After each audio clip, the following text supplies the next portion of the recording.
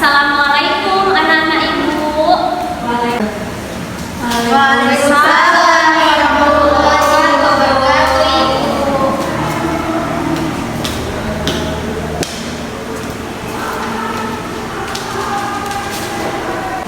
Baik anak-anak ibu, sebelum itu siapkan terlebih dahulu ketua kelasnya.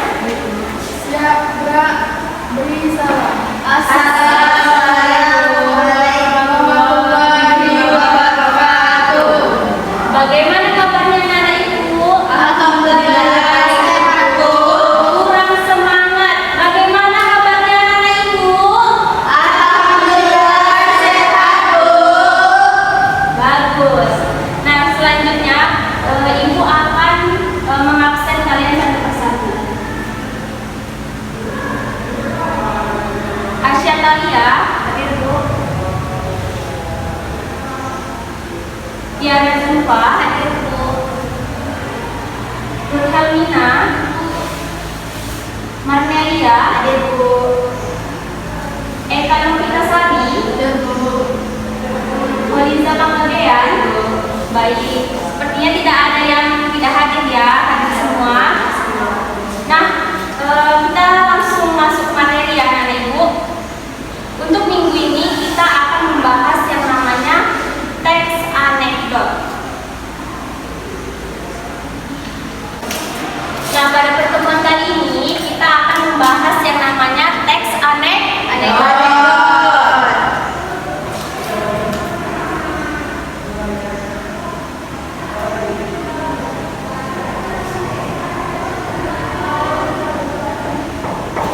Sebelum membahas lebih lanjut, pasti kita terlebih dahulu mengetahui apa itu pengertian teks anekdot. Nah, pasti di sini tahu nih apa itu teks anekdot. Ayo tunjuk tangan. Ya, bagus Walija. Apa itu teks anekdot? Menurut saya teks anekdot itu ialah teks yang mengandung ada unsur lucunya. Bagus sekali. Ada unsur Lucunya. lucunya. Selain itu ada lagi? Ya, saya punya sindiran Bu. Sindiran, bagus sekali. Jadi teks anekdot ini adalah cerita yang terdiri atas rangkaian itu ada unsur kelucuannya, ada unsur juga sindirannya juga, ya. Paham sampai situ? Paham. Lanjut. Yang kedua, kita akan membahas tentang ciri-ciri teks anekdot.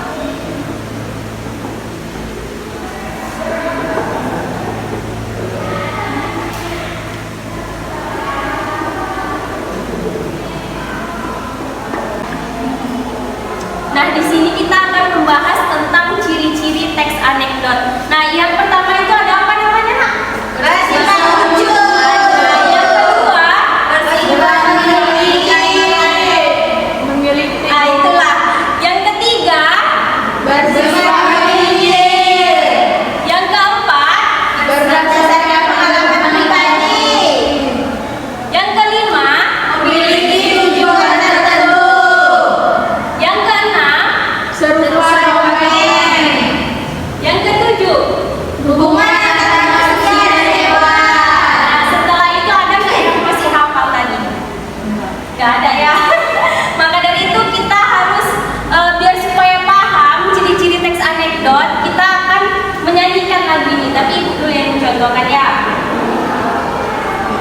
Ciri-ciri teks anekdot itu ada 7 yang Nah, di sini kan tadi ada yang belum hafal ya tentang ciri-ciri dari teks anekdot. Maka dari itu ibu akan menyanyikan dari ciri-ciri teks anekdot supaya anak-anak lebih paham lagi, lebih hafal dari apa itu ciri-ciri dari teks anekdot. Ciri-ciri teks anekdot ada 7. Yang pertama yaitu bersifat lucu. Yang kedua yaitu menggelitik. Yang ketiga yaitu menyindir. Yang keempat berdasarkan pengalaman pribadi. Yang kelima memiliki tujuan tertentu. Yang keenam serupa dengan dongeng. Dan yang terakhir adalah hubungan antara manusia dan hewan. Oke anak-anak, setelah ibu nyanyikan tadi sudah paham semua? Sudah. Selanjutnya kita akan, nah ini kan udah ciri-ciri teks anekdot ya, dijelaskan. Selanjutnya yang C itu adalah tujuan dari teks anekdot.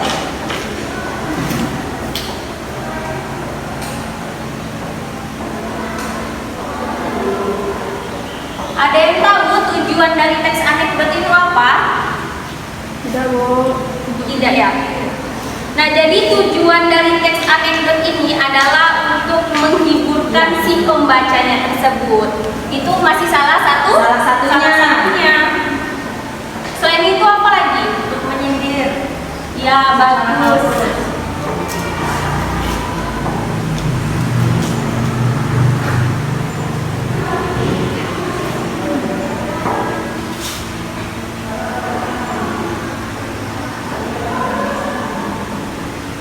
Nah, setelah dari tujuan ini yaitu menghiburkan si pembaca, menyindir, selanjutnya kita akan masuk ke struktur teks anekdot tersebut.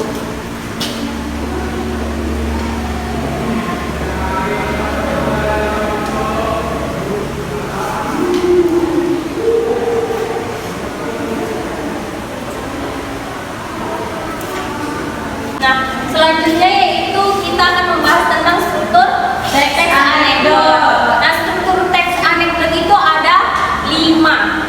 Yang pertama itu ada yang namanya abstrak. Sepertinya tidak asing lagi ya, apa itu dengan abstrak? Ada yang tahu itu apa itu abstrak? Tidak ada yang tahu? Nah, jadi abstrak itu adalah sebagai pendahuluan.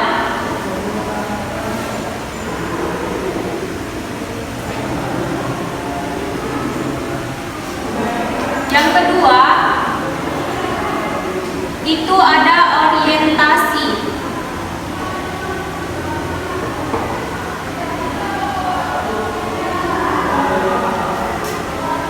Orientasi ini adalah awal dari suatu kejadian.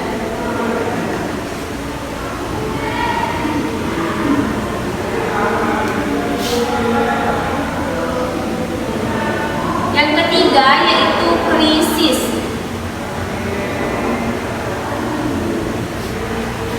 Krisis ini adalah puncak cerita.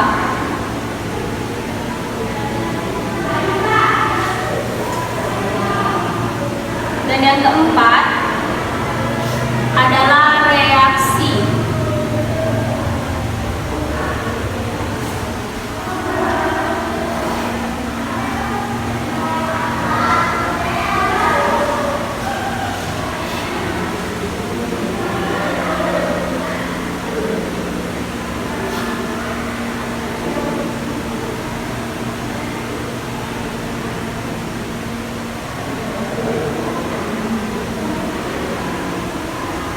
Nah, dari Ibu kan ini udah ada nih tuliskan ya struktur dari teks anekdot. Yang pertama itu ada apa? Abstrak. Abstrak ini adalah sebagai pendahuluan. Yang kedua itu ada yang namanya orientasi. Orientasi itu apa? Awal suatu kejadian. Awal suatu kejadian. Yang ketiga yaitu krisis. Krisis ini adalah puncak cerita. Yang keempat itu ada yang namanya reaksi. Reaksi itu adalah respon dari si pembacanya tersebut. Yang kelima yaitu koda.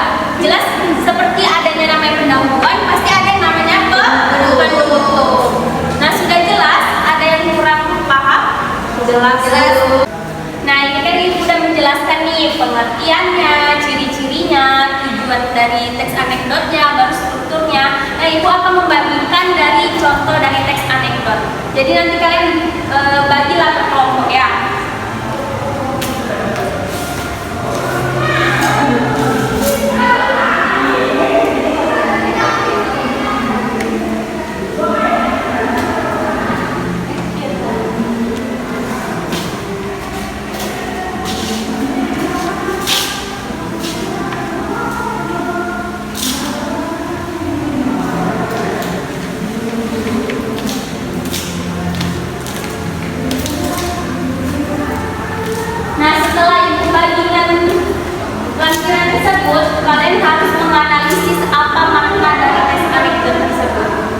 Jadi siapa yang bisa maju ke depan, Ibu akan kasih bintang.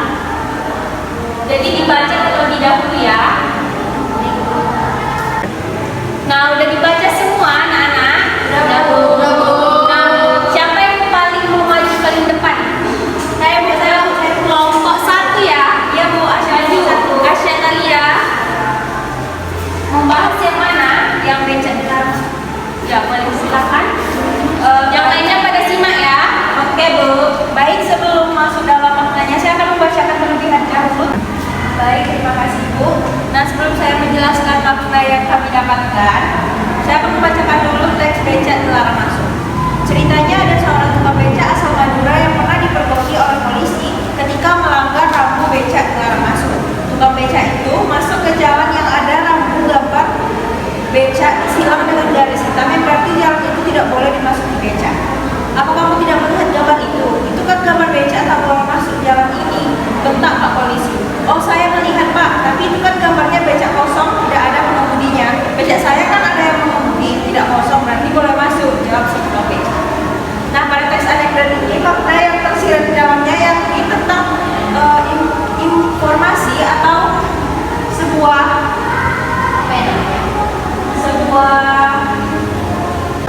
Nah, makna yang terkandung dalam teks ini yakni sindiran kepada masyarakat yang masih melanggar rambu lalu lintas. Dimana jika kita melanggar rambu lalu lintas, maka itu akan membahayakan orang sekitar.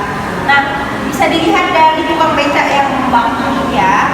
Dia bilangnya, oh saya melihat Pak, tapi itu kan gambarnya becak kosong, tidak ada pengemudinya. Becak saya kan ada yang mengemudi, tidak kosong, berarti boleh masuk. Sementara maksud dari rambu becak itu kan memang semua jenis becak yang mau ada pengemudinya, mau enggak boleh masuk. Tepuk tangan yang terlebih dahulu. Lagi kalau pasangan bintang ya.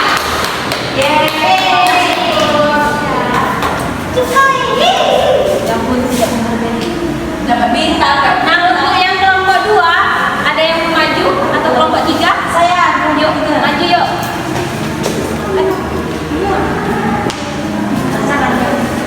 Membahas yang mana dulu? Tentang baju tentang ya. Bacakan terlebih dahulu ya teksnya ya. Baik, saya akan membacakan salah satu contoh teks anekdot yang berjudul baju termahal. Jadi di sini ada percakapan antara Amar dan juga Amir. Amar berkata, Amir ternyata banyak politisi di negeri kita yang sudah kaya raya. Amir, kalau masalah itu aku juga sudah tahu. Amar, saking kayanya mereka sampai mampu memiliki baju termahal di Indonesia. Amir, hah? Baju termahal di Indonesia? Baju apa itu? Amar pun menjawab, ya apalagi kalau bukan baju tahanan KPK. Amir menjawab lagi, kok malah baju tahanan KPK? Dengan ekspresi bingung. Setelah itu Amar menjawab, iyalah, coba saja kamu pikir, seorang politisi minimal harus mencuri uang negara 1 miliar terlebih dahulu baru bisa memakai baju tersebut. Amir pun menjawab, oh maksud kamu gitu toh, baru ngerti aku. Nah di sini maksudnya itu tentang percakapan mereka ini itu tentang sindiran, yaitu politisi yang melakukan tindakan korupsi. Nah ini itu terlihat pada percakapan seorang Amar yang telah mengungkapkan bahwa saking kayanya mereka itu mampu membeli baju termahal di Indonesia. Nah maksud baju termahal yang ada di Indonesia itu ternyata ialah baju tahanan KPK. Baju tahanan KPK ialah baju yang dipakai seseorang di penjara seperti itu. Terima kasih. Bagus, tepuk tangan yang terlebih dahulu. Untuk kelompok 3 mendapat bintang. Nah selanjutnya ini beri kesempatan untuk kelompok 2. Siapa yang mau maju? Hah? Nah tadi kan udah 2 kelompok ya yang maju, yang sudah mau aktif dalam pembelajaran teks anekdot. Selanjutnya Ibu akan mengasih atau memberi